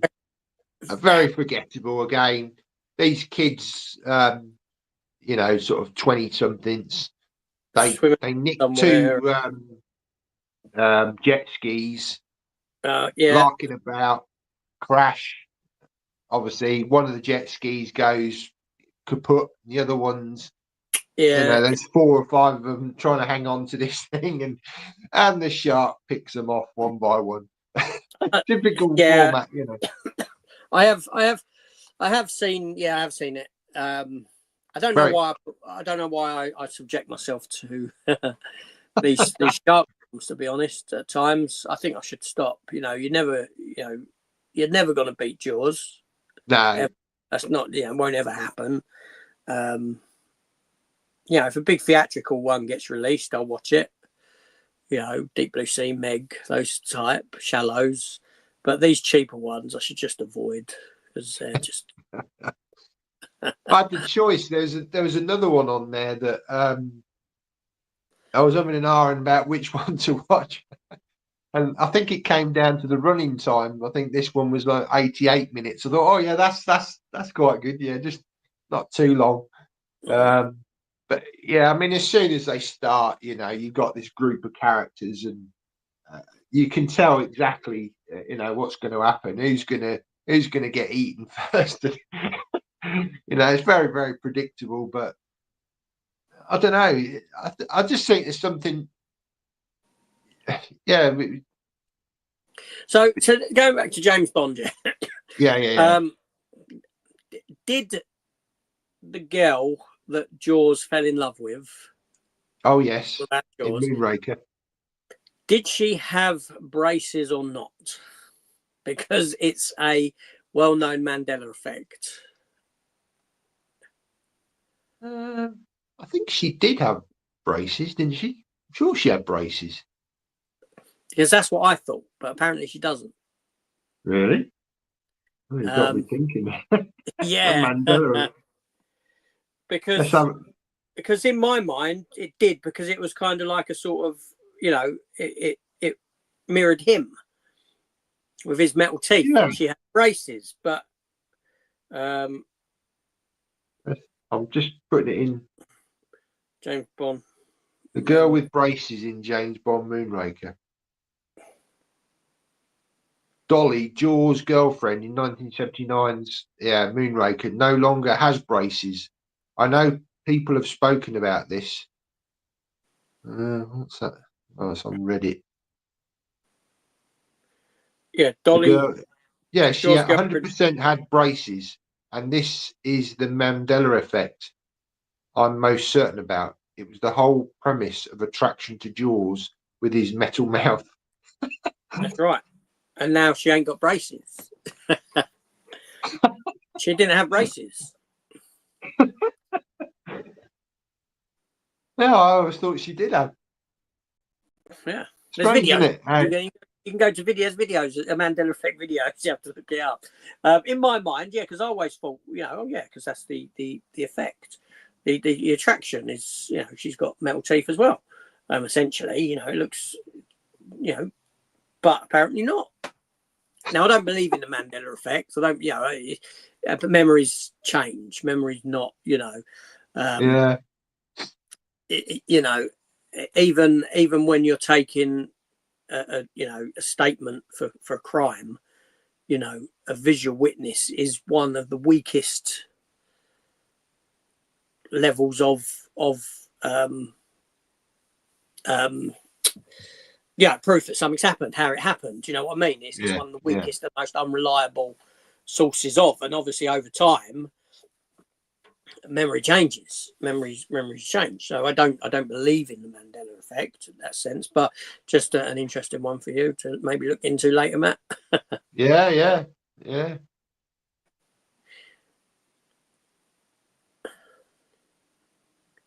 Oh, he's gone back to shark films. He says, "Sounds good fun. What's the new shark movie with Richard Dreyfuss in?" Don't know. I don't know. He's old now, isn't You're 6. Let's have a look. I did hear something about, but I don't follow film news. That's the thing. No. I don't really follow film news often now. I mean, I've got that. What's his name? Channel. Forget what it's called, but yeah, it comes up with movie news. Some of it I'm interested in, and other bits not so much. But he's in a film. He's in a film called Into the Deep. Ah, yeah, he's put it on there. Yeah, it called Into the Deep. Oh, okay. Well, he's knocking on, isn't he? Old Richard Dreyfuss. I mean. Oh, wait a minute. When did this come out? This ain't new. I'm sure I've seen. No, 2020. It sounds like a film, a similar film from ages back with drugs and stuff. It's got a 3.3 out of 10. So it's got to be rubbish. But talking about that, modern day pirates on the hunt for sunken drugs kidnap a boat of tourists and force them to dive into shark-infested waters to retrieve the contraband. I'm sure that I've seen a film. It's similar to that where they do the same thing. Yeah. I don't know. I don't know. It wouldn't surprise me. Barkstron can't be Cavill. He'd be more CIA than MI5. I don't know. I mean, he's English, isn't he? So Kingsman films were okay, like Bond, the Chavs. Maybe Danny Dyer. Oh, you don't like Danny Dyer, do you? I hate Danny Dyer. He's just got no discernible talent whatsoever. Yeah. Yeah. I think it will be a black Bond like Idris Elba. I think, it wouldn't be Idris Elba. I think he's too old now. I think, possibly a younger black actor. But again, you kind of, it's like the Superman thing, isn't it? You're changing. The character was written as a white, not being racist or anything like that, but racist. No, but the character's written as a white male, And, keep him as he's conceived. Yes, yeah. I'm not going to get too much into this. I don't want to get into this discussion. You know my thoughts. yeah, exactly. Write a character that is a black character who is a spy. Yeah, create a new character. Absolutely. In that sense, I'm not a fan of. I mean, okay, let's not. I've always this is the issue. The issue with this, and I will say this because this was what I landed on after a lot of thought. It all depends on how you feel about the character you're watching, right? If you've got no Thingy done a film, and the geezer who played Creed, what's his name, Michael B. Jordan, done a film where he's this black. He's black. I'm saying he's a black. He's a black guy, isn't he? He's done this film where he's this army guy. You know, it's based on a Tom Clancy book series. The book series, the character is white. I don't even know the book series exists. I watched the film. I enjoyed the film, and said I wouldn't mind seeing a sequel. You know, that was quite right. Now, had I been invested in the books, I might have issue, or probably would have issue, with the fact that you've race swapped this character, right? Yeah. The Little Mermaid film, right? The live action one I watched. I quite enjoyed it. I thought that's all right, and I thought the main girl in it, who's a black girl, done a damn fine job as this character of Ariel, right? Yeah. I've never seen the animated Film, the Disney animated film. I've not read the wherever its source material is or anything like that. So I had no investment in the character to start with. So I didn't. Right? You take Superman, and you now tell me I've got to accept that he's race changed into a black character. I'm gonna throw my toys out of my pram, right? You take, like I said, you take Blade, the character of Blade, right, who's a black character, was created in the 70s around the black exploitation era, and you now tell me he's a white guy. I'm gonna throw my toys out of my pram because he's perceived as this. Keep him as this. But I think that it does come down to whether you've got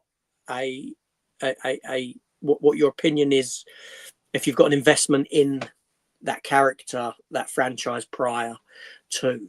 So for someone who ain't seen James Bond, a young lad, for argument's sake, and James Bond's cast as a black guy, they're probably going to be like, this is my first James Bond film. Fine, great. You know what I mean? But for someone who's lived 50 years with the character, and know that his origins based in book, he's been created this way, then you want him kept that way. Simple as. Yeah. But you create another character, right? And this is what I'm saying. Like and I always go back to Miles Morales, the Spider-Man. Yeah. Brian Michael Bendis, who was writing Ultimate Spider-Man at the time with Peter Parker, killed Peter Parker off, and there was a new Spider-Man that stepped up to the mark, a new younger character, and this was the character of Miles Morales, a black Spider-Man. And they didn't say this is Peter Parker but black.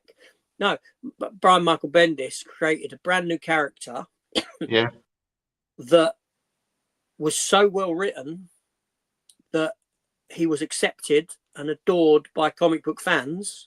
So much so that he headlines his own animated film series in Spider-Man Across the Spider-Verse, those films there. And there's talks of him potentially stepping into live action as well at some point. I got no issue because you haven't said to me, Peter Parker, we're not just turning him black for the sake of turning him black. No, we've written a similar character with spider powers with a young black boy with his own definitive identity, and you know, and it was great. I read that run, Brian Michael Bendis' run of Ultimate Spider-Man Miles Morales for years. And the minute they announced that he was into the Spider, that was his character who was headlining these Across the Spider-Verse films. And as you know, I love them films. I think they're great. The racism doesn't come into it. It's not racist to want something to stay as it was conceived. There's no racism at play. It's just, but I think that it all comes down to your how invested you are in it. I will say one character in the Bond franchise that has done that, has had black actors play the role and white actors play the role that's Felix Leiter. Through the films.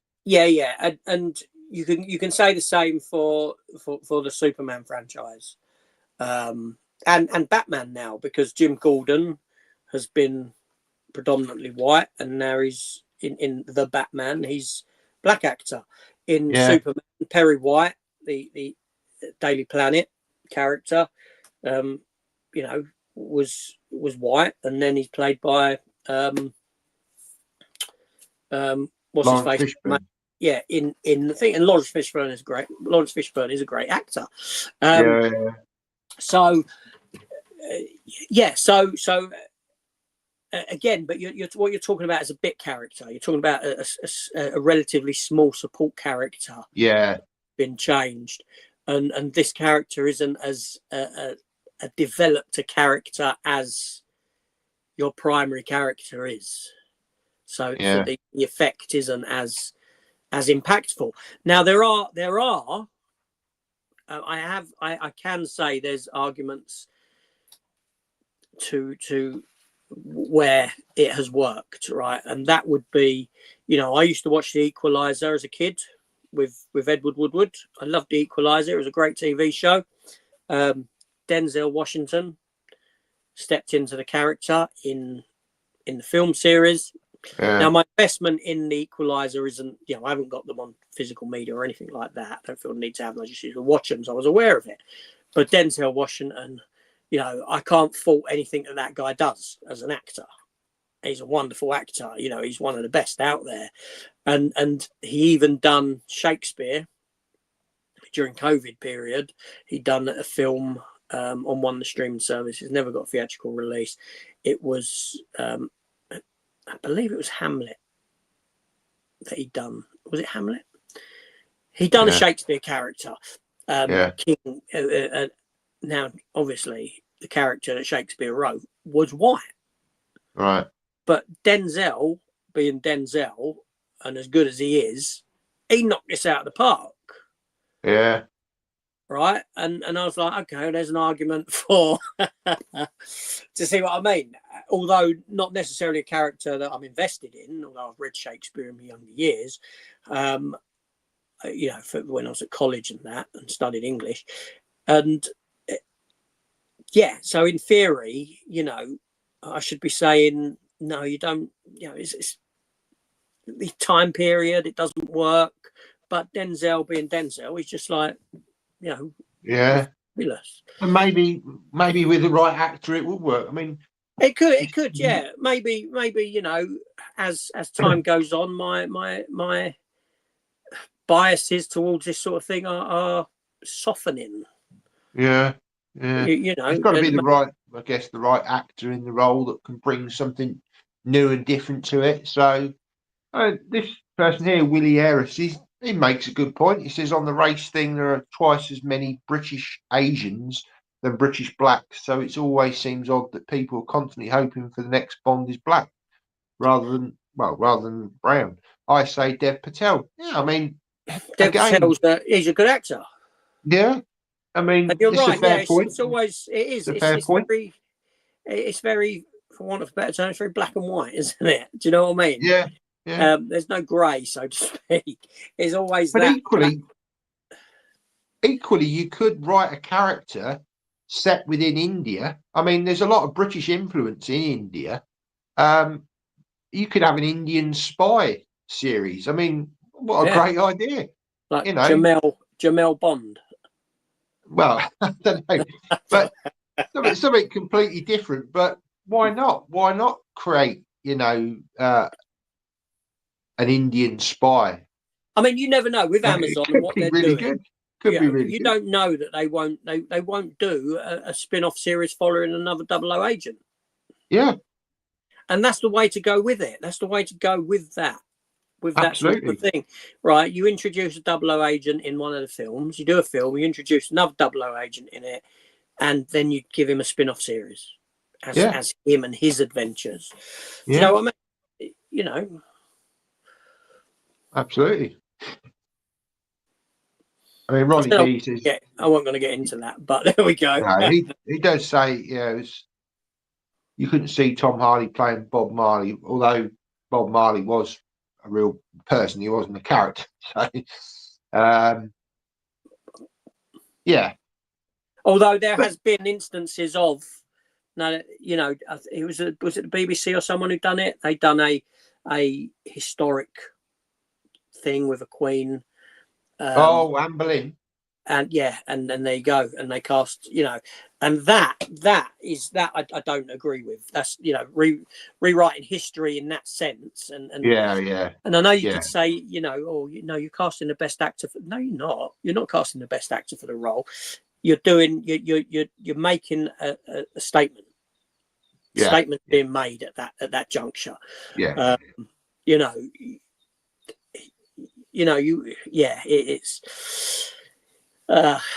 it's a funny one. Yeah. It's a funny world we're living in. I mean, let's be fair. We're not.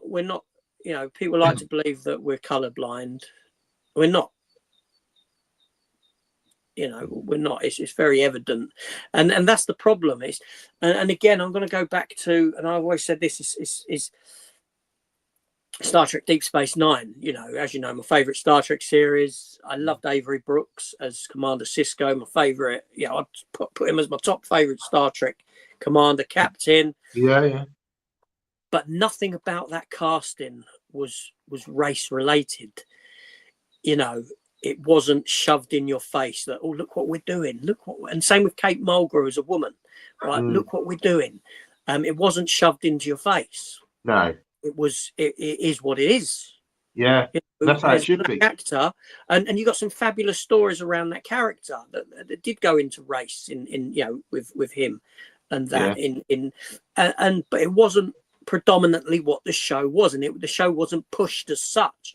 Right, and then you jump to Star Trek Discovery, and the makers of this show would have you believe that Star Trek has never given you an actor of color as its lead, and never given you a female as its lead. Yeah, they'll give you that. They'll try and force this belief on you, but you've had both of them. This wasn't made a big deal of. But now that's the problem: is that it's made a big deal of. Yeah, and hopefully we can. I'm hoping that. They're going to move away from this, and let's just go back to how things used to be, where it's just it's just a natural thing, and that brings I think this modern way of doing things, just forcing things, it's just no good. It's the agenda. It's the false agenda. The wrong message. You're doing it for the wrong reasons. Yeah. There we go. Bond is a spy who can be played by anyone who's educated, trained, etc. Netflix has a black spy in the family, very good martial arts. Absolutely. Anna is a femme Nikita. Yeah. Absolutely. I mean, you can have some great characters of all different, creeds and colours. But yeah, I think an Asian sort of spy, that's quite a good idea, that sort of for India, because there's a lot of British sort of influence there, and I reckon they could do something with that. 006, sort of stationed in India or something like that. I thought that'd be really good. See what Amazon come up with. You never know. Yeah. But no. Well, like I say, I mean, I'm trying to keep. Well, there's nothing we can do. We can't judge Amazon on what they haven't done yet. Time will tell as to what's going to happen with the Bond franchise. It's, the decision's been made. It's moving to Amazon. Let's just hope that they can produce some good stuff with it. That's it. Fingers crossed. Absolutely. But yeah, it's Cool. it'll be interesting to see. Watch this space. See what they do. Yes. Absolutely. At the moment, it's all speculation, and that's all we can do is speculate and have, well, this will work, that won't work. But ultimately, they could, do I ultimately? Okay, this is what I'll round up with is that my investment in the James Bond franchise isn't what yours is, isn't what Tom's is. Yes, I've got them all on physical media because I've got the book set up behind my head. How often do I watch the older ones? I don't. There's probably only, if I was true to myself, I could probably make do with maybe half a dozen James Bond films. Yeah. If I go and rewatch a James Bond film, it's generally GoldenEye, License to Kill, or Dalton's first one. Yeah, Living Daylights. Living Daylights, yeah. Yeah. Drawing a blank there. And maybe Casino Royale. I don't really venture outside of those those films, to be honest with you. No. You know, I'm always drawn to the same ones. Whether in the future there'll become a time when I say, you know what, I want to watch all these from beginning to end. It may happen.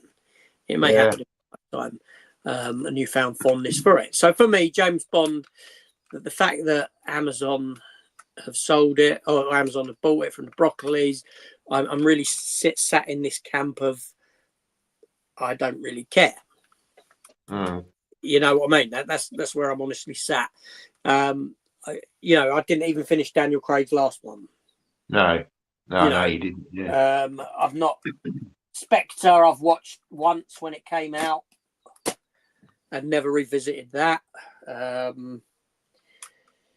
did restart them a while ago in the hopes of getting to, you know, watching all the Craig ones and finishing him with, you know, and finishing No Time to Die. But, you know, I only got so far into him, which I think was Skyfall, and just never stepped beyond.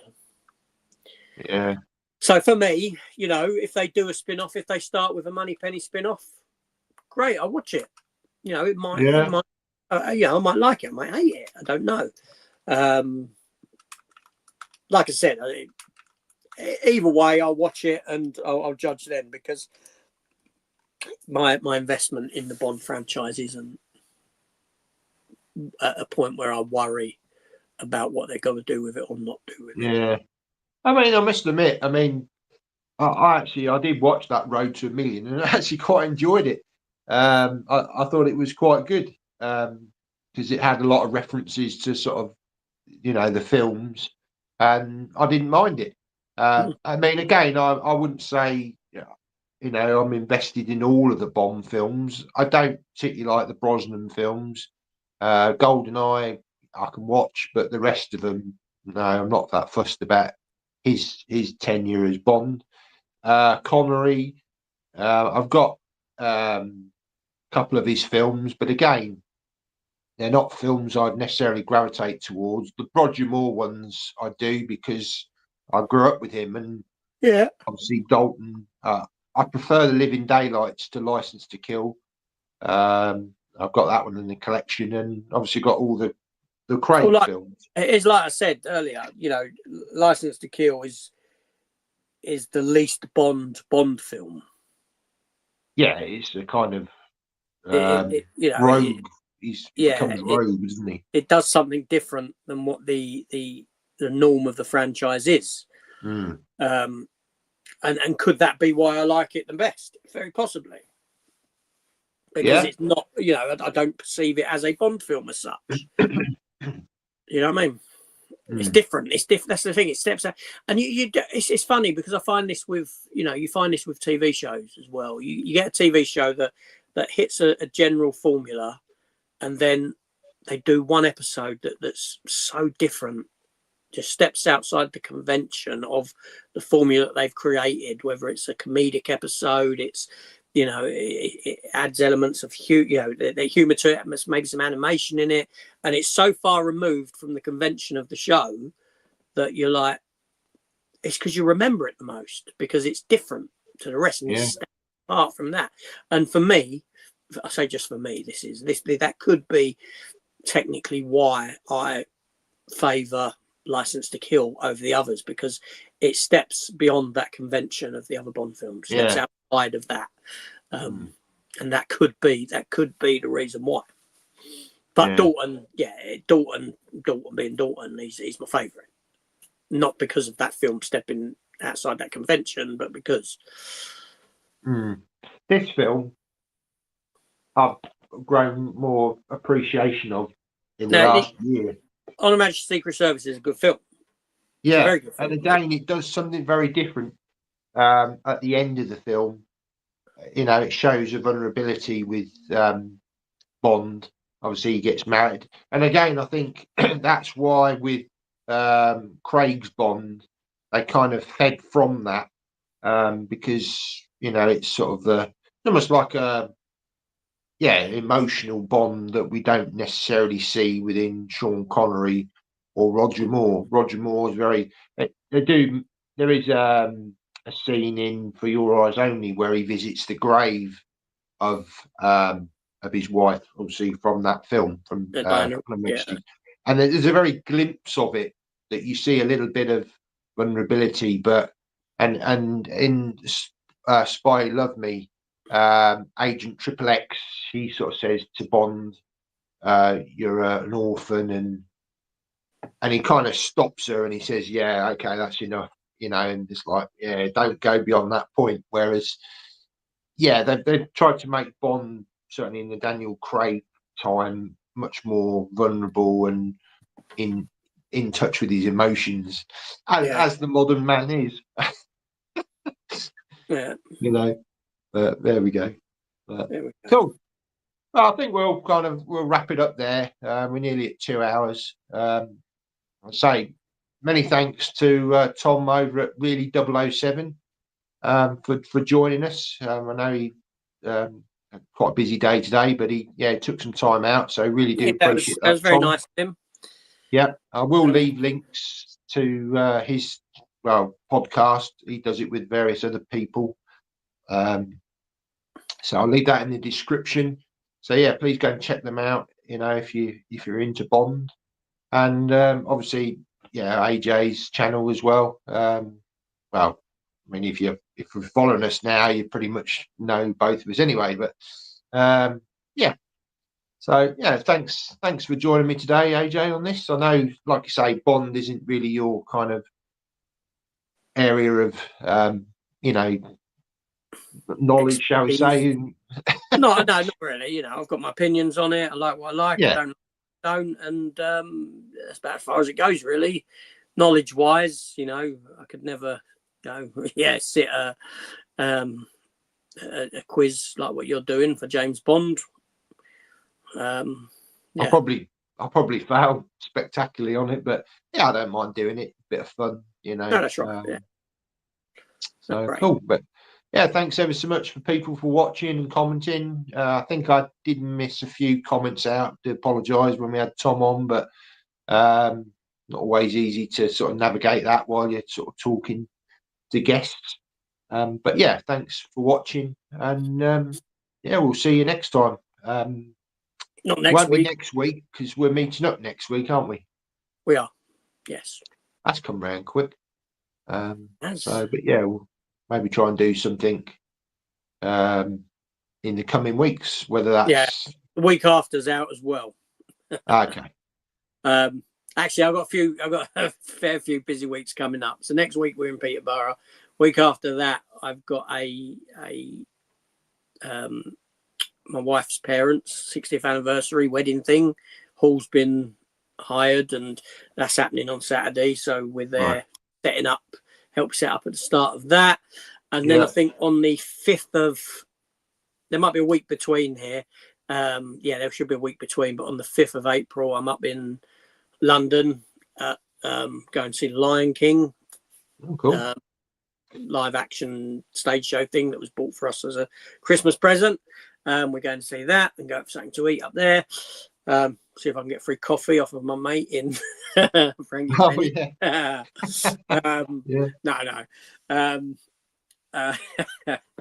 But yeah, do you know what I mean? So I'm up there. So I've got a fair few heavy weeks coming up. 4. But then I've got a week off in April, which is great. Oh, nice. Yeah, I've got a couple of days off.